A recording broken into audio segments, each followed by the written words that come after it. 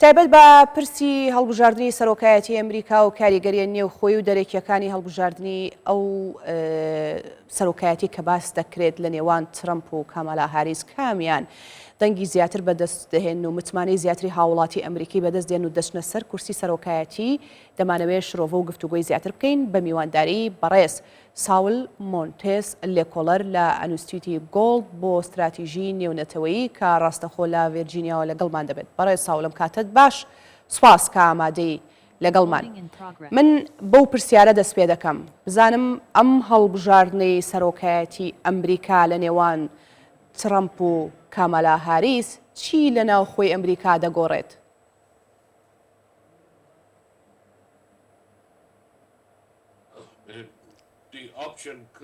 دەفەتەکە یاخود وژاردەکە لەمە سەختتر نابێت لەو کاتێ ئێستا چ گۆڕانکاریەک ڕوودەدات ئەگەر کامالا هاریس ببێتە سەرۆک زۆر شت ڕوونادات، زۆر گۆڕانکاری ڕوونادات بەداخەوە ئەمەی کە بەم دواییانە دەیبین لە بارەی سیاسەتی دەرەوە لە 4 ساڵی ڕابردوو شکست خواردە بوو بەردەوامیش دەبێت.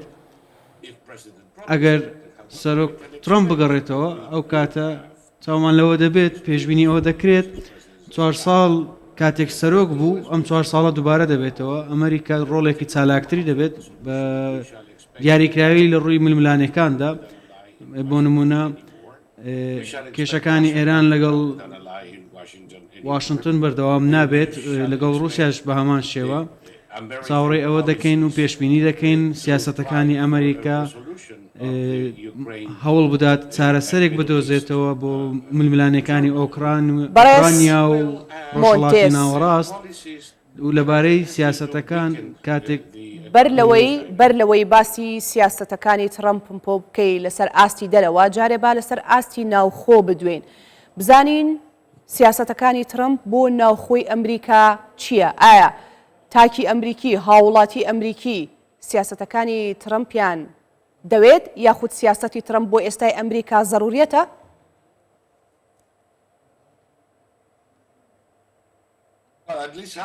ملانی کەمەوە نیوەی وڵات دایانەوێت لەو هەڵبژاردنە کە جیاواز نابێت لەگە هەڵبژاردنەکانی ڕابردوو وا دیارە 150 وڵات ئێستا دژی 150کەی دیکەن جیاوازی لە سیاسەتەکان ئێستا زۆرن لەژێر ئیدارەیەکی دیموکرات دەبێت چاوەڕێ ئەوە بکەین حکوومەت زیاتر دەسوەردان بکات یاسای دیکە هەبێت لەبارەی ئابووری نرخی وزە بەرزتر بێت، بەڵام لە ئیدارەی ترەمپ ئەو کاتە دەسەڵاتێکی زیاتر دەدرێتە ویلایەتەکان، ئازادی تاک زیاتر دەبێت، دەسوەردان کەمتر دەبێت لە ویلایەتەکان و ئابووریش بەرەو پێشتر دەچێت.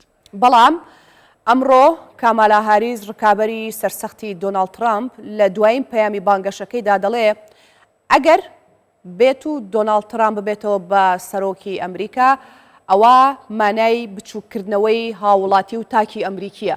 قسەی تۆ چییە؟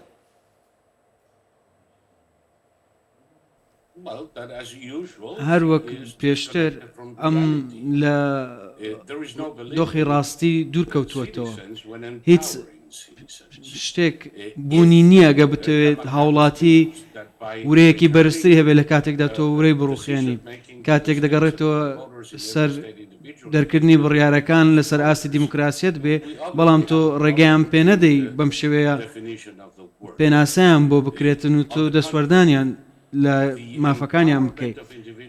بەهێزکردن و پێدانی ورە بە کەسی تاک و ئازادی بوونیان لە دەست حکوومەت لەوەدایە کە دەسەڵاتیان پێ بدرێت و ورەیان بەرز بکرێن نەک لاواز بکرێن. ئەگەر ئێستا باسی سیاسەتی ترەمپ بکەین بۆ ئاستی دەرەوە بە دیاریکراوی ڕۆژهەڵاتی ناوەڕاست کە بۆ خۆتان دەزانن ئێستا ڕۆژهەڵاتی ناوەڕاست لە دۆخێکی ناسەقامگیر و ناجێگیردایە. سیاسەتەکانی دۆناڵد ترەمپ دەتوانێت چ گۆڕانکارێک لە ڕۆژهەڵاتی ناوەڕاستە بگۆڕێت؟ دەتوانێت ئارامی بگەڕێنێتەوە بۆ ڕۆژهەڵاتی ناوەڕاست؟ لە بڕواایەدام بڵێ ئەم کارە دەکات ئەگەری هەیە لە ماوەی ساڵێکدا ئەم کارە بکە. هیچ گومانێک نییە سەرۆک ترەمپ نیازی هەیە زۆرترین شار بخاتە سەر ئێران بۆ ئەوەی ڕێگری لێ بکات پشتیوانی دارایی و ڕاهێنان بە تۆڕێک لە تیرۆریستان تەرخان بکات لە 5 وڵات کە دابەش بوونە ئۆپەراسیۆن ئەنجام دەدەن. تەنیا ئەمە پێوانەیەک دەبێت بۆ ئەوەی ئاشتی لە ڕۆژهەڵاتی ناوەڕاست فراهەم بکرێت. بە هەمان شێوەش لە رووسیا بڕوام وایە لە ئیدارەی ترامپ وتاری توندوتیش نامێنێت. بە هەمان شێوە پشتیوانیەکی تەواو بوونی دەبێت بۆ کشانەوەی هێزەکانی رووسیا لە خاکی ئۆکرانیا، کۆتاییش بۆ قەیرانە بهێنرێت. ئەمە شتێکە جارێکی دیکە دەڵێم نابێت پێشبینی بۆ بکەین یاخود زۆر بیر لێ بکەینەوە. ئەمە شتێکە پێشتر بینیمان کاتێک 4 ساڵ ترامپ سەرۆک بوو. پێشبینیەوەش دەکەم ڕێکەوتنی ئاینە ئیبراهیمیەکان پێداچوونەوەی پێدا بکرێت جارێکی دیکە زیندوو بکرێتەوە. ئەو وڵاتانەی کە واژۆیان کرد 4 ساڵ لەمەوبەر جارێکی دیکە تێیدا بەشداری دەکەن، چالاک دەبنەوە.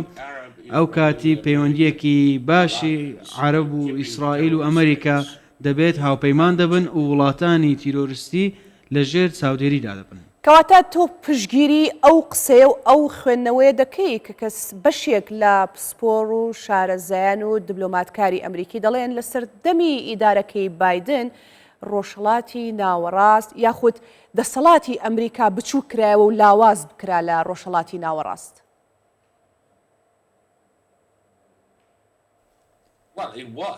بڵێ ئەمە ڕاستە.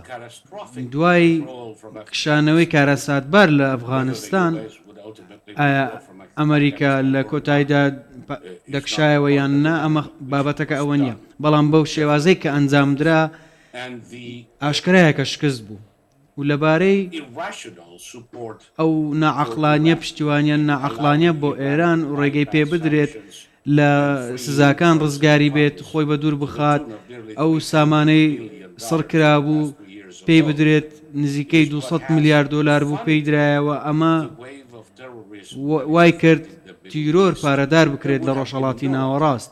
هیچ هێرشێک بوونی نەدەبوو لەسەر ئیسرائیل ئەگەر ئەم سزایانە لەسەری لەنە بدرابان، ڕێکارەکان لەسەری بەردەوام بان، نەک ڕۆڵی ئەمریکا وێران کرا لاوااستر کرا، بەڵکو هاوپەیمانێکی زۆر عەرەبێکی زۆر لە ڕۆژهەڵاتی ناوەڕاست هەستیان بەوە کرد کە ناپاکی بەرامبەریان کراوە لەلایەن ئیدارەی بایدنەوە. کاتێک ڕەتی کردەوە ڕێکەوتنەکان جێبەجێ بکات، پابەندی ڕێکەوتنەکان بێت و پشتیوانی لەو وڵاتانە کرد کە گروپە چەکدارەکان پارەدار دەکەن. بەڕێز مۆنتێس، دۆناڵد ترامپ دەتوانێت کۆتایی بە تیرۆر بێنێ لە جیهاندا لە کاتێک دابینیمان لە هەڵمەتی بانگەشەکەدا چەندین جار خۆی هەوڵی تیرۆرکردنی درا.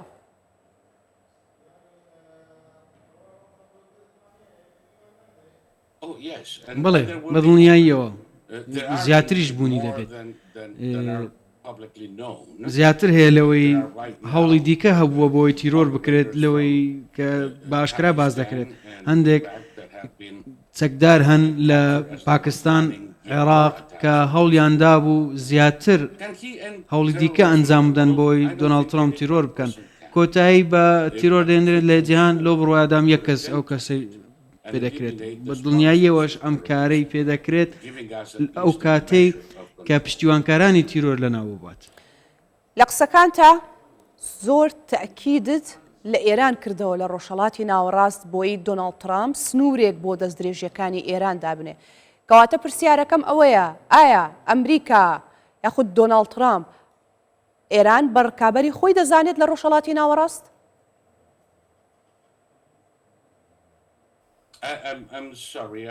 ببوورە دەنگەکە باش نەبووە گەر دووبارەی بکەنەوە. دەمەوێت بزانم ئەمریکا ئێران بەڕکابەری خۆی دەزانێت لە ڕۆژهەڵاتی ناوەڕاست؟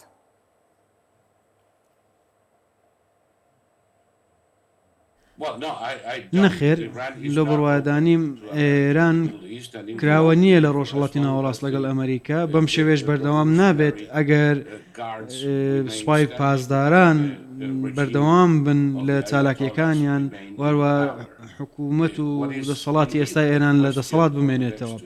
پرسیارەکە ئەوەیە لە چەند ساڵی داهاتوو چۆن دەبێت، ئایا دەسەڵاتێکی لاوازکراو یاخود سوپای پاسداران لاواز بکرێت، ئایا دەتوانێت لە هێزی خۆی بمێنێتەوە؟ وا دیارە کە زۆرینەی دانیشتوانی ئێران دڵخۆش نین لەگەڵ ئەم دەسەڵاتە وەکو هاوشێوەی وڵاتانی دیکە بە هەمان شێوەش دڵخۆش نین لەگەڵ ملیاران دۆلاری ئێران کە دەدرێت بە گروپی چەکداری لە جیهان ئەمەش هەمووی بەڵگەن کە نەیتوانیوە هیوا بۆ خەڵکی خۆی دروست بکات. پارەیەکی زۆر هەیە بۆ حەماس، پارە هەبووە بۆ حەزبوڵڵا، پارە هەبووە بۆ حوسیەکانی یەمەن، پارە هەیە تەرخان بکرێت بۆ سەدان موشک کە ئاراستە ئیسرائیل دەکرێت. بەڵام هیچ وا دیارە هیچ پارەیەک نییە بۆی بدرێت بە خەڵکی ئێران. ئەمەش ئەو پرسیارە دەبێت لە 2 ساڵی داهاتوو. بەڕێز ساول مۆنتێس لێکۆڵەر لە ئینستیتوتی گۆڵد بۆ استراتیژی نێونەتەوەیی، سوپاس دەکەم کە بەشدار بووی.